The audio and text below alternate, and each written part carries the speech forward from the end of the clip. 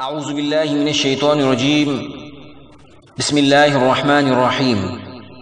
سیرت النبی صلی اللہ علیہ وسلم کی قسط نمبر 21 پیش کی جا رہی ہے۔ گزشتہ قسط میں غزوہ خندق کے احوال اور یہودی قبیلے بنو قریظہ کی بدعہدی اور غداری کے بارے میں آپ نے سنا تھا۔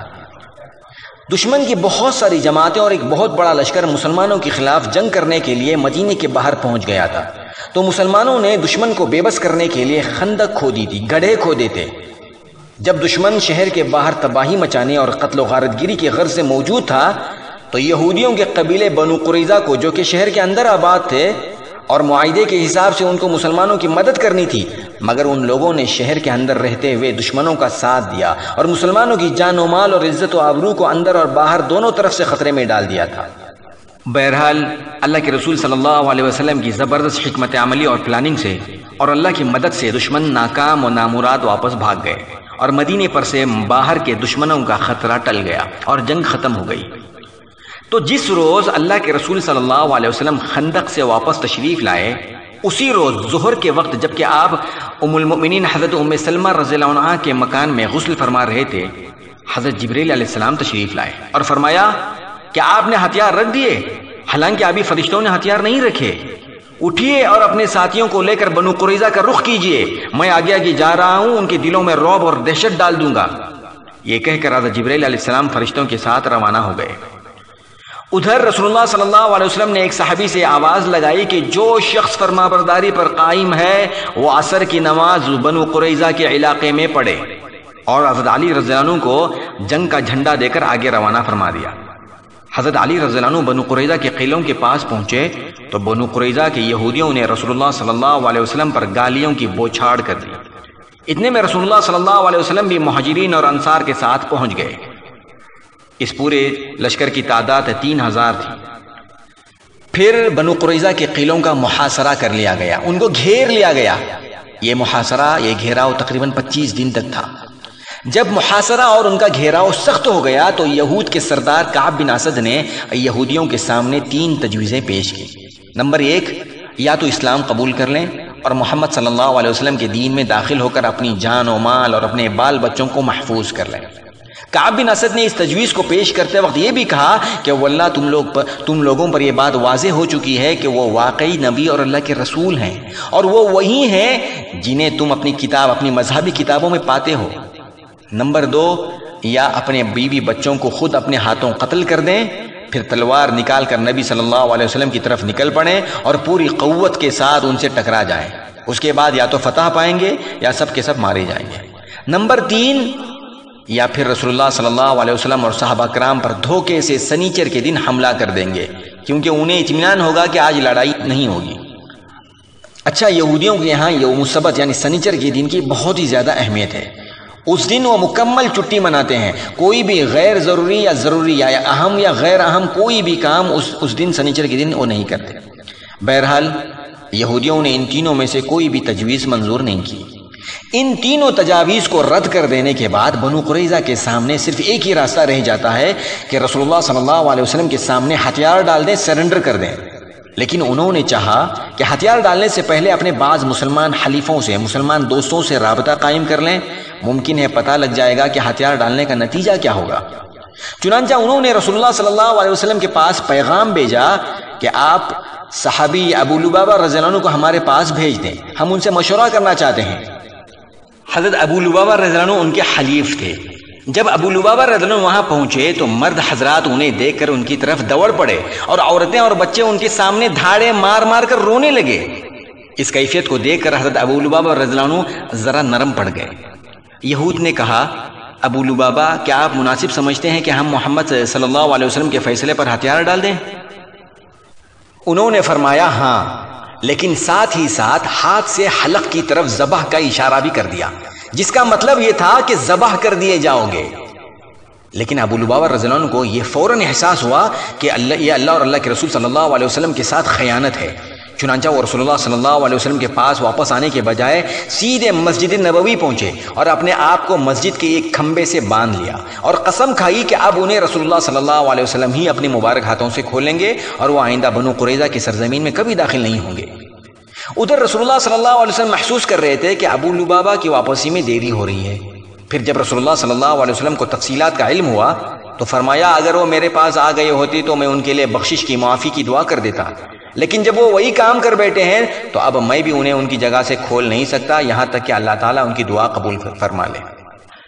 بہرحال بنو قریظہ کے حوصلے ٹوٹتے جا رہے تھے۔ پھر ان کا خوف اس وقت انتہا کو پہنچ گیا جب حضرت علی رضی اللہ عنہ اور حضرت زبیر بن عوام رضی اللہ عنہ آگے بڑھے اور حضرت علی رضی اللہ عنہ نے گرج کر یہ اعلان کیا کہ ایمان کی فوجیوں، خدا کی قسم اب میں بھی موت کا مزہ چکوں گا جیسے کہ حمزہ نے چکا ہے، یا ان کا قلعہ فتح کر کے رہوں گا۔ چنانچہ حضرت علی رضی اللہ عنہ کا یہ عزم اور ان کا یہ ارادہ سن کر بنو قریظہ نے جلدی سے اپنے آپ کو رسول اللہ صلی اللہ علیہ وسلم کے حوالے کر دیا کہ آپ جو فیصلہ مناسب سمجھے کریں۔ رسول اللہ صلی اللہ علیہ وسلم نے حکم دیا کہ مردوں کو باندھ دیا جائے، تو اسپیشل ٹاسک فورس کے کمانڈر اور انٹرنل سیکیورٹی کے ہیڈ حضرت محمد بن مسلمہ رضی اللہ عنہ کی نگرانی میں ان سب کے ہاتھ باندھ دیے گئے اور عورتوں اور بچوں کو مردوں سے الگ کر دیا گیا۔ انصار کے قبیلے اوس کے لوگوں نے رسول اللہ صلی اللہ علیہ وسلم سے درخواست کی کہ آپ نے بنو قینقاع کے ساتھ جو سلوک فرمایا تھا وہ آپ کو یاد ہی ہے۔ اچھا، بنو قینقاع جو یہودیوں کا قبیلہ تھا اس کے بارے میں آپ نے پہلے سنا تھا کہ اللہ کے رسول صلی اللہ علیہ وسلم نے ان کو مدینے سے نکال دیا تھا۔ بہرحال انہوں نے کہا کہ اے اللہ کے رسول، آپ نے بنو قینقاع کے ساتھ جو سلوک فرمایا تھا وہ آپ کو یاد ہی ہے۔ بنو قینقاع ہمارے بھائی خزرج کے حلیف تھے اور یہ لوگ ہمارے حلیف ہیں، لہذا ان پر احسان فرمائیں۔ آپ صلی اللہ علیہ وسلم نے فرمایا کیا آپ لوگ اس پر راضی نہیں کہ ان کے متعلق آپ ہی کا ایک آدمی فیصلہ کرے؟ انہوں نے کہا کیوں نہیں؟ آپ صلی اللہ علیہ وسلم نے فرمایا تو یہ معاملہ سعد بن معاذ کے حوالے ہے۔ اوس کے لوگوں نے کہا ہم اس پر راضی ہیں۔ اس کے بعد آپ صلی اللہ علیہ وسلم نے حضرت سعد بن معاذ رضی اللہ عنہ کو بلا بھیجا۔ وہ مدینے میں تھے، لشکر کے ساتھ نہیں آئے تھے کیونکہ جنگ خندق کے دوران بازو کی رگ کٹنے کے سبب زخمی ہو گئے تھے۔ انہیں رسول اللہ صلی اللہ علیہ وسلم کی خدمت میں لایا گیا۔ جب قریب پہنچے تو ان کے قبیلے کے لوگوں نے انہیں دونوں جانب سے گھیر لیا اور کہنے لگے سعد، اپنے حلیفوں کے بارے میں، اپنے دوستوں کے بارے میں اچھائی اور احسان سے کام لیجئے۔ مگر سعد چپ چاپ تھے، کوئی جواب نہیں دے رہے تھے۔ جب لوگوں نے گزارش کی بھرمار کر دی تو بولے اب وقت آ گیا ہے کہ سعد کو اللہ کے بارے میں کسی ملامت کرنے والے کی پرواہ نہیں کرنا چاہیے۔ یہ سن کر بعض لوگ اسی وقت مدینہ آ گئے اور قیدیوں کی موت کی خبر پھیلا دی۔ ان کو پتا تھا کہ حضرت سعد بن معاذ رضی اللہ عنہ رحم کرنے والے ہرگز نہیں ہیں۔ حضرت سعد رضی اللہ عنہ نے کہا تو ان کے متعلق، بنو قریظہ کے متعلق میرا فیصلہ یہ ہے کہ مردوں کو قتل کر دیا جائے، عورتوں اور بچوں کو قیدی بنا لیا جائے اور ان کے اموال تقسیم کر دیے جائیں۔ رسول اللہ صلی اللہ علیہ وسلم نے فرمایا تم نے ان کے بارے میں وہی فیصلہ کیا ہے جو 7 آسمانوں کے اوپر سے اللہ تعالیٰ کا فیصلہ ہے۔ حضرت سعد رضی اللہ عنہ کا یہ فیصلہ انتہائی عدل و انصاف پر مبنی تھا، کیونکہ بنو قریظہ نے مسلمانوں کی موت و حیات کے نازک ترین لمحات میں جو خطرناک بدعہدی کی تھی، جو غداری کی تھی، وہ تو تھی ہی۔ اس کے علاوہ انہوں نے مسلمانوں کے خاتمے کے لیے، مسلمانوں کو ختم کرنے کے لیے 1500 تلواریں، 2000 نیزے، 300 زرہیں اور 500 ڈھالیں تیار کر کے رکھی تھی، جن پر اب مسلمانوں نے قبضہ کر لیا تھا۔ اس فیصلے کے بعد رسول اللہ صلی اللہ علیہ وسلم کے حکم پر بنو قریظہ کے یہودیوں کو مدینہ لا کر بنو نجار کی ایک عورت کے گھر کے احاطے میں قید کر دیا گیا اور مدینے کے بازار میں خندقیں کھودی گئیں، گڑھے کھودے گئے۔ پھر انہیں ایک ایک جماعت کر کے لایا جاتا اور ان خندقوں میں ان کی گردنیں مار دی گئیں۔ ان کی تعداد 600 اور 700 کے درمیان تھی۔ بنو قریظہ کی تباہی کے ساتھ ہی بنو نذیر کا شیطان اور جنگ احزاب کا ایک بڑا مجرم حیی بن اخطب بھی اپنے انجام کو پہنچ گیا۔ یہ شخص ام المومنین حضرت صفیہ رضی اللہ عنہ کا باپ تھا۔ اسی نے کفار کے علاقوں میں جا جا کر مسلمانوں کے خلاف مشرکین کو بھڑکایا تھا، اور اسی نے بنو قریظہ کو بھی اس نے اللہ کے رسول صلی اللہ علیہ وسلم کے ساتھ جو ان کا معاہدہ تھا اس کو توڑنے پر ان کو اکسایا تھا، غداری پر ان کو اکسایا تھا۔ اس واقعے میں بنو قریظہ کی ایک عورت بھی قتل کی گئی۔ اس نے حضرت خلاد بن سوید رضی اللہ عنہ پر چکی کا پاٹ پھینک کر انہیں قتل کر دیا تھا، اس کے بدلے اس کو بھی قتل کر دیا گیا۔ رسول اللہ صلی اللہ علیہ وسلم کا حکم تھا کہ جس کے زیر ناف بال آ چکے ہوں اسے قتل کر دیا جائے۔ کچھ لوگ اسی رات ہتھیار ڈالنے کی کارروائی سے پہلے مسلمان ہو گئے تو ان کی جان و مال اور ان کے اہل و عیال کو کچھ بھی نہیں کیا گیا، ان کو اب حفظ و امان کے ساتھ رکھا گیا۔ جب بنو قریظہ کا کام تمام ہو چکا تو بندے صالح حضرت سعد بن معاذ رضی اللہ عنہ کی اس دعا کی قبولیت کے ظہور کا وقت آ گیا جس کا ذکر غزوہ احزاب کے دوران آ چکا ہے۔ چنانچہ ان کا زخم پھوٹ گیا۔ اس وقت وہ مسجد نبوی میں تھے۔ نبی صلی اللہ علیہ وسلم نے ان کے لیے وہیں خیمہ لگوا دیا تھا تاکہ قریب ہی سے ان کی عیادت کر لیا کریں۔ بہرحال ان کا زخم پھوٹ کر بہنے لگا۔ مسجد میں بنو غفار کے بھی چند خیمے تھے۔ وہ یہ دیکھ کر چونک پڑے کہ ان کی جانب خون بہہ کر آ رہا ہے۔ انہوں نے کہا، اے خیمے والو، یہ کیا ہے جو تمہاری طرف سے ہماری طرف آ رہا ہے؟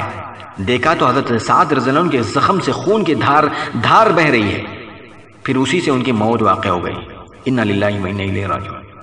رسول اللہ صلی اللہ علیہ وسلم نے فرمایا کہ سعد بن معاذ کی موت سے رحمان کا عرش ہل گیا۔ جب حضرت سعد بن معاذ رضی اللہ عنہ کا جنازہ اٹھایا گیا تو منافقین نے کہا، ان کا جنازہ کس قدر ہلکا ہے۔ رسول اللہ صلی اللہ علیہ وسلم نے فرمایا، ان کے جنازے کو فرشتے اٹھائے ہوئے ہیں۔ جہاں تک حضرت ابو لبابہ رضی اللہ عنہ کا معاملہ ہے تو وہ 6 رات تک مسلسل مسجد نبوی کے ستون سے بندھے رہے۔ ان کی بیوی ہر نماز کے وقت آ کر ان کو کھول دیتی تھی اور وہ نماز سے فارغ ہو کر پھر اسی ستون سے باندھ دیے جاتے تھے۔ اس کے بعد رسول اللہ صلی اللہ علیہ وسلم پر صبح صبح ان کے توبہ کے متعلق آیات نازل ہوئی۔ اس وقت آپ صلی اللہ علیہ وسلم حضرت ام سلمہ رضی اللہ عنہ کے مکان میں تھے۔ حضرت ابو لبابہ رضی اللہ عنہ کا بیان ہے کہ حضرت ام سلمہ رضی اللہ عنہ نے اپنے حجرے کے دروازے پر کھڑے ہو کر مجھ سے کہا، اے ابو لبابہ، خوش ہو جاؤ، اللہ نے تمہاری توبہ قبول کر لی ہے۔ یہ سن کر صحابہ انہیں کھولنے کے لیے اچھل پڑے، لیکن انہوں نے انکار کر دیا کہ انہیں رسول اللہ صلی اللہ علیہ وسلم کے بجائے کوئی اور نہیں کھولے گا۔ چنانچہ جب نبی کریم صلی اللہ علیہ وسلم فجر کی نماز کے لیے نکلے اور وہاں سے گزرے تو انہیں کھول دیا۔ بہرحال جب مسلمان بنو قریظہ سے فارغ ہو چکے تو سلام بن ابی الحقیق، جس کی کنیت ابو رافع تھی، جو یہودی قبیلے بنو نذیر کا ایک سردار تھا۔ اچھا، بنو نذیر کے بارے میں آپ نے پہلے سنا ہے کہ اللہ کے رسول صلی اللہ علیہ وسلم نے یہودیوں کی اس قبیلے کو مدینے سے نکال دیا تھا اور یہ لوگ خیبر جا کر آباد ہو گئے تھے۔ تو سلام بن ابی الحقیق، جس کی کنیت ابو رافع تھی، یہود کے ان بڑے بڑے مجرموں میں سے تھا جنہوں نے مسلمانوں کے خلاف مشرکین کو بھڑکانے میں، ورغلانے میں بڑھ چڑھ کر حصہ لیا تھا اور ان کی بہت ہی زیادہ مدد کی تھی۔ اس کے علاوہ وہ رسول اللہ صلی اللہ علیہ وسلم کو تکلیف بھی پہنچاتا تھا۔ تو انصار کے قبیلے خزرج کے لوگوں نے رسول اللہ صلی اللہ علیہ وسلم سے اس کے قتل کی اجازت مانگی، چونکہ اس سے پہلے کعب بن اشرف کا قتل قبیلہ اوس کے چند صحابہ کے ہاتھوں ہو چکا تھا، جس کے امیر محمد بن مسلمہ رضی اللہ عنہ تھے، جس کا قصہ وہ پہلے آپ نے سن چکے ہیں۔ رسول اللہ صلی اللہ علیہ وسلم نے انہیں اجازت تو دے دی، لیکن تاکید فرما دی کہ عورتوں اور بچوں کو قتل نہ کیا جائے۔ اس کے بعد 5 صحابہ کی ایک جماعت اس مہم پر روانہ ہو گئی اور ان کے کمانڈر حضرت عبداللہ بن عتیق رضی اللہ عنہ تھے۔ تو ذوالقعدہ یا ذوالحجہ سن 5 ہجری میں اس جماعت نے سیدھے خیبر کا رخ کیا، کیونکہ سلام بن ابی الحقیق، جس کی کنیت ابو رافع تھی، تو ابو رافع کا قلعہ وہیں تھا۔ جب یہ لوگ قلعے کے قریب پہنچے تو سورج غروب ہو چکا تھا اور لوگ اپنے جانوروں کو لے کر واپس ہو چکے تھے۔ عبداللہ بن عتیق رضی اللہ عنہ نے اپنے ساتھیوں سے کہا کہ تم لوگ یہیں ٹھہرو، میں جاتا ہوں اور دروازے کے پہرے دار کے ساتھ کوئی بہانہ بنا کر اندر داخل ہونے کی کوشش کرتا ہوں۔ اس کے بعد وہ دروازے کے پاس تشریف لے گئے اور دروازے کے قریب جا کر سر پر کپڑا ڈال کر یوں بیٹھ گئے گویا استنجا کر رہے ہوں، قضاء حاجت کر رہے ہوں۔ پہرے دار نے زور سے پکار کر کہا، او اللہ کے بندے، اگر اندر آنا ہو تو آ جاؤ، ورنہ میں دروازہ بند کر کے جا رہا ہوں۔ عبداللہ بن عتیق رضی اللہ عنہ کہتے ہیں کہ میں اندر گھس گیا اور چھپ گیا۔ جب سب لوگ اندر آ گئے تو دروازے کے پہرے دار نے دروازہ بند کر کے ایک کھونٹی پر، ایک کیل پر چابیاں لٹکا دی۔ کچھ دیر کے بعد جب ہر طرف سکون چھا گیا تو میں نے اٹھ کر چابیاں لی اور دروازے کا تالا کھول دیا۔ ابو رافع اوپری منزل میں ٹاپ فلور پر رہتا تھا اور وہاں اس کی مجلس ہوا کرتی تھی۔ جب مجلس کے لوگ چلے گئے تو میں اس کے بالاخانے کی طرف، اس کی اوپری منزل کی طرف چڑھنے لگا۔ میں جو کوئی دروازہ بھی کھولتا تھا اسے اندر کی جانب سے بند کر لیتا تھا۔ میں نے سوچا کہ اگر لوگوں کو میرا پتہ لگ بھی گیا تو اپنے پاس ان کے پہنچنے سے پہلے ابو رافع کو قتل کر لوں گا۔ اس طرح میں اس کے پاس پہنچ تو گیا، لیکن وہ اپنے بال بچوں کے درمیان ایک اندھیرے کمرے میں تھا اور مجھے معلوم نہیں تھا کہ وہ اس کمرے میں کس جگہ ہے۔ اس لیے میں نے کہا، ابو رافع؟ اس نے کہا، یہ کون ہے؟ میں نے فوراً آواز کی طرف لپک کر اس پر تلوار مار دی، لیکن میں اس وقت ہڑبڑایا ہوا تھا، اس لیے کچھ نہ کر سکا۔ ادھر اس نے زور کی چیخ ماری، لہٰذا میں فوراً کمرے سے باہر نکل گیا اور ذرا دور ٹھہر کر پھر واپس آ گیا اور آواز بدل کر بولا، ابو رافع، یہ کیسی آواز تھی؟ اس نے کہا تیری ماں برباد ہو، ایک آدمی نے ابھی مجھے اس کمرے میں تلوار ماری ہے۔ عبداللہ بن عتیق کہتے ہیں کہ اب میں نے تلوار کا ایک زوردار وار کیا جس سے وہ خون میں لت پت ہو گیا، پھر میں نے تلوار کی نوک اس کے پیٹ پر رکھ کر دبا دی، تلوار آر پار ہو گئی۔ میں سمجھ گیا کہ میں نے اسے قتل کر لیا ہے، اس لیے اب میں ایک ایک دروازہ کھولتا ہوا واپس ہوا اور ایک سیڑھی کے پاس پہنچ کر یہ سمجھتے ہوئے کہ میں زمین تک پہنچ چکا ہوں، پاؤں رکھا تو نیچے گر پڑا اور میری پنڈلی سرک گئی، اس میں موچ آ گئی۔ میں نے پگڑی سے اسے کس کر باندھا اور قلعے کے دروازے پر آ کر بیٹھ گیا۔ میں نے دل ہی دل میں یہ سوچا کہ جب تک مجھے اس کے قتل کی پکی خبر نہیں ملتی میں یہاں سے نہیں نکلوں گا۔ چنانچہ صبح صبح موت کی خبر دینے والا آدمی قلعے کی دیوار پر چڑھا اور بلند آواز سے پکارا کہ میں اہل حجاز کے تاجر ابو رافع کے موت کی اطلاع دے رہا ہوں۔ اب یہ سنتے ہی میں اپنے ساتھیوں کے پاس پہنچا اور کہا بھاگ چلو، اللہ نے ابو رافع کو اس کے انجام تک پہنچا دیا ہے۔ اس کے بعد میں نبی کریم صلی اللہ علیہ وسلم کی خدمت میں حاضر ہوا اور آپ صلی اللہ علیہ وسلم سے واقعہ بیان کیا تو آپ صلی اللہ علیہ وسلم نے فرمایا اپنا پاؤں پھیلاؤ۔ میں نے اپنا پاؤں پھیلایا تو آپ صلی اللہ علیہ وسلم نے اپنا مبارک ہاتھ اس پر پھیر دیا، ایسا لگا کہ گویا میرے پاؤں میں کوئی تکلیف تھی ہی نہیں۔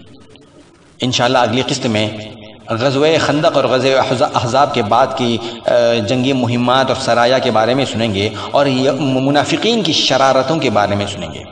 السلام علیکم ورحمۃ اللہ وبرکاتہ۔